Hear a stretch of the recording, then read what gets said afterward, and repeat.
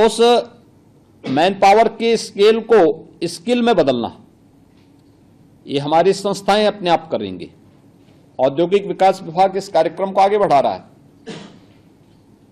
मैं तो ये है कि जितने लोग जो हमारे यहां निवेश आया है, इस निवेश का लाभ किसको है? ये केवल उद्यमी को नहीं है, जिस क्षेत्र में हो रहा है वहां का पूरा इकोसिस्टम उससे प्रभावित होगा। एक इंडस्ट्री आती है तो कनेक्टिविटी बढ़ेगी ना,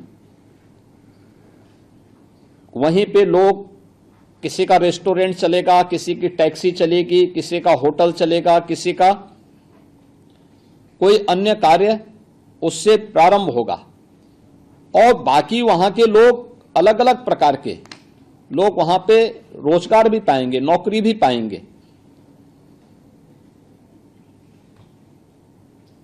अक्सर हमें मान लेते हैं कि साहब इससे, यानी सामान्य रूप से हम ये मानते हैं जो डायरेक्ट उससे बेनिफिट प्राप्त कर रहा है उसको तो हम मान लेते हैं कि साहब वह उससे जुड़ा हुआ है। शेष जो इनडायरेक्टली जुड़ा हुआ है उसको हम उसके साथ काउंट नहीं करते। जो रोजगार प्राप्त कर रहा है उसको हम उसके साथ नहीं जोड़ते हैं, और इसलिए लोगों के मन में एक आत्मीयता का भाव नहीं हो पाता है। सरकार की नीतियां केवल टेक्निकल बैकग्राउंड के लिए ही नहीं है, बल्कि उन लोगों के लिए भी है जो सामान्य मानविकी विषयों को लेकर के भी डिग्री प्राप्त कर रहे हैं। हमारी सीएम इंटर्नशिप की स्कीम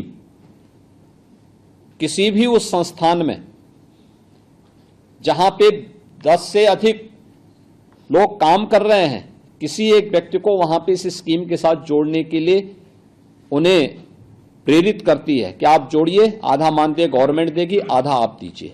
एक निश्चित समय के बाद उसके पास एक एक्सपीरियंस सर्टिफिकेट होगा, फिर वह जाएगा कहीं भी इस योजना का लाभ लेगा।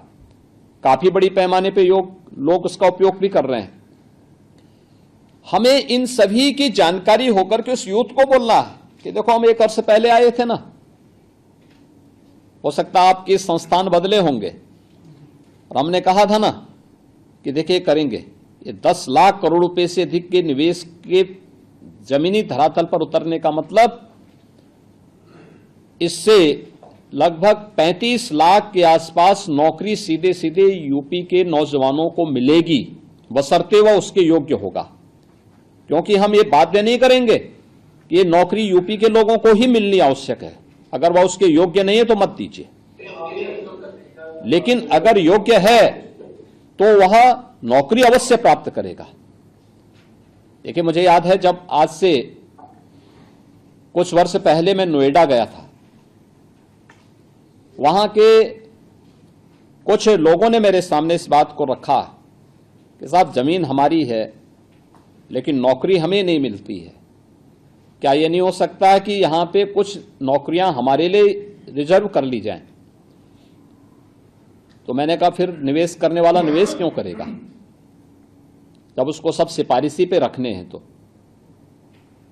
उसको अपनी पूंजी की भी सुरक्षा करनी है, और पूंजी इसलिए निवेश कर रहा है वह जिससे वह बढ़ सके, एम्प्लॉयमेंट उससे जनरेट होगा। हम अपने लोगों को इतना ट्रेंड करें कि वे वहां जॉब प्राप्त कर सकें, एम्प्लॉयमेंट वहां से अर्जित कर सकें। इसके अनुसार आप कार्य करिए। आपको बताइए आपको क्या चाहिए वहां पे?